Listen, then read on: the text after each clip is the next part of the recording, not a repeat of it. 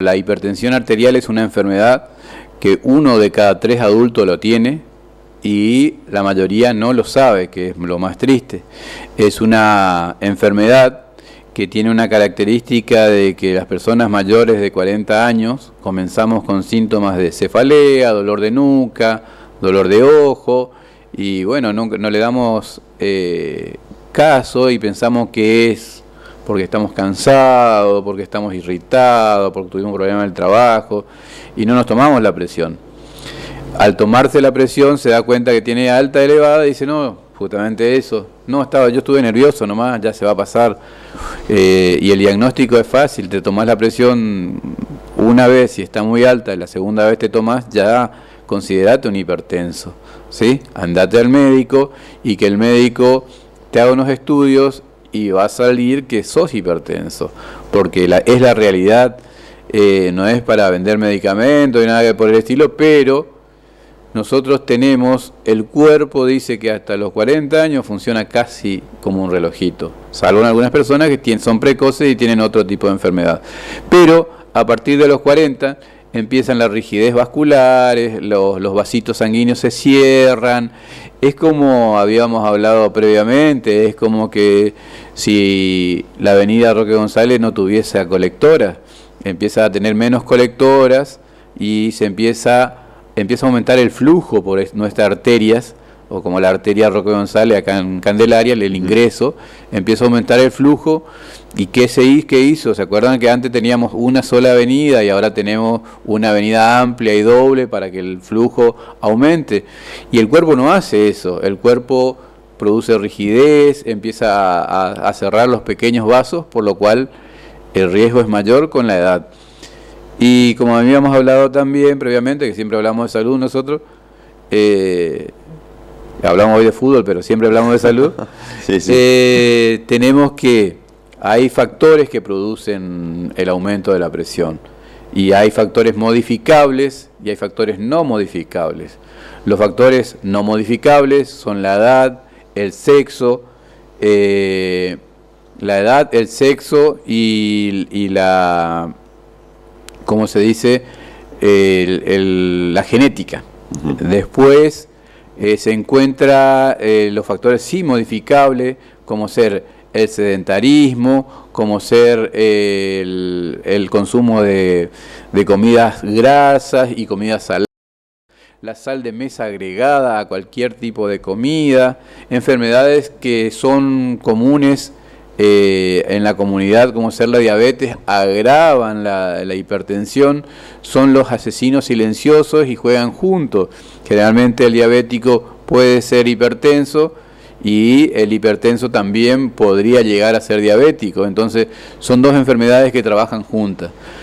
Por eso los factores modificables son modificables justamente como nosotros sabemos, porque podemos modificarle el hábitat, el hábito de cada uno. Del sedentarismo podemos salir a caminar. Candelaria tiene sus problemas, Candelaria tiene sus prioridades, Candelaria tiene sus lugares para salir a caminar, a pasear y hacer un deporte por uno mismo, ¿sí? Por salir a caminar, hay muchos lugares. Para hacer deporte hay muchos lugares en Candelaria. Y eso, el hábito es una de las cosas. El no consumir sal de mesa es otro. Sales agregadas, podemos cambiarlo por vinagre, por limón, por orégano, especies, exactamente, y eso también evitaría. Nuestro cuerpo lo que hace es cerrar las pequeñas arteritas, las pequeñas arteriolas, las pequeñas vénulas, porque no la usamos. Entonces, cuando esta persona necesita usar, esas arterias están cerradas, esas pequeñas colectoras están cerradas, entonces aumenta la presión.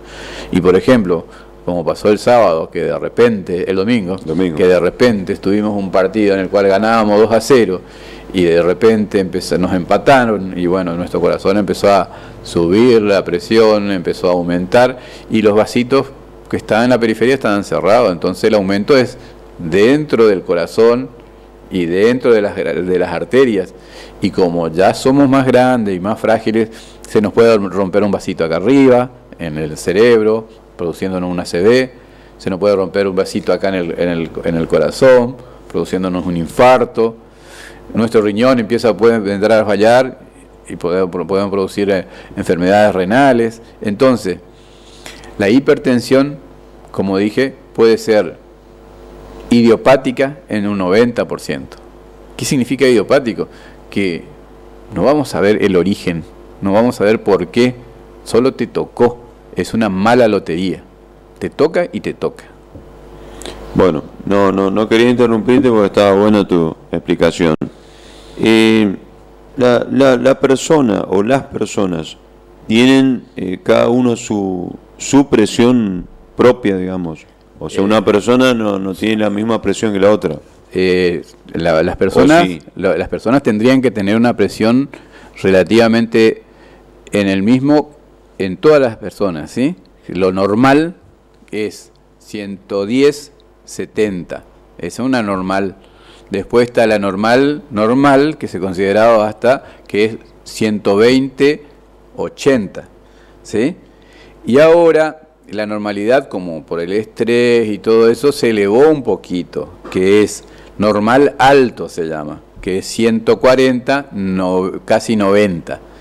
Pero la realidad es que siempre tenemos que tratar de tenerlo por debajo de 12, porque por encima de 140 ya se puede producir daño en los vasos. Y como te expliqué el otro día con la diabetes, o como hablamos el otro día de la diabetes, las pequeñas lesiones en los vasos producen que se produzcan trombos y que puedan producir taponamiento después en las pequeñas arterioles y arterias, produciendo infarto o accidente cerebrovascular o falla renal.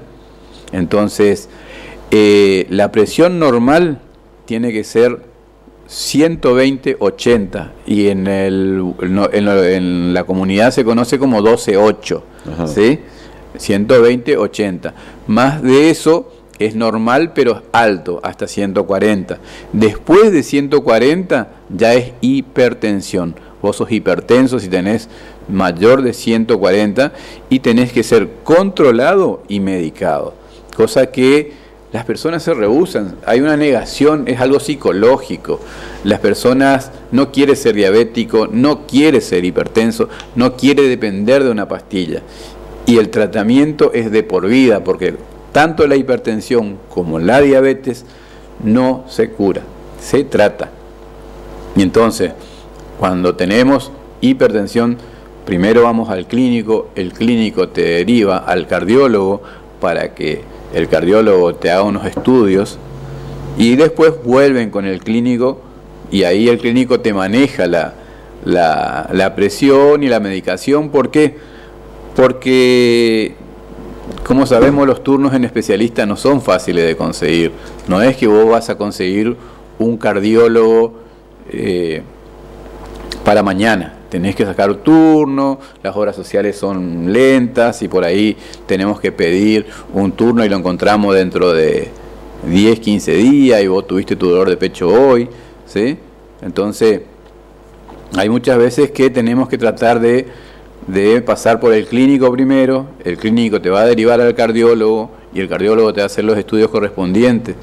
Nosotros sabemos bien que la presión alta produce daño y esos daños son daños, como habíamos hablado de la diabetes, cardiovasculares, cerebrales, oculares y renales. Esos son los 4 órganos. Bueno, así que la presión máxima, digamos, que puede aguantar el ser humano. Y la presión máxima depende del organismo. Si una persona entrenada, si una persona puede llegar a tener presiones de 200, 220 bajo presión, por ejemplo un deportista extremo, puede subir la presión muy elevada y mantener porque está preparado para eso. No sé si ustedes vieron la ergometría, el trabajo de ergometría que se hace en el estudio cardiovascular, que es andar en una bicicletita y te colocan todos los chupetitos acá en el pecho para ver cómo anda tu corazón. En ese aspecto, cuando uno empieza el trabajo físico, aumenta la presión, aumenta la frecuencia cardíaca y llega al máximo, ¿sí? Hay personas que llegan a ese máximo y el cuerpo empieza a adaptarse y empieza a bajar. Y cuando baja de la bicicleta, la presión baja a lo normal. En cambio, las personas que tienen problemas cardiovasculares, sube esa presión, se mantiene. Cuando baja de la bicicleta, sigue con la presión alta. Entonces el médico dice: no, papá, vos no podés hacer deporte, vos tenés que quedarte en tu casa, hacer reposo, tomarte la medicación y después volver y vamos a hacer de nuevo los estudios. Entonces, por eso es importante el chequeo cardiovascular. Muchos dicen: yo me hice un electrocardiograma y salió bien. No, el electrocardiograma sirve cuando está pasando el suceso por ahí, si hay algo en el corazón en el momento justo. No sirve para un pronóstico, ¿sí?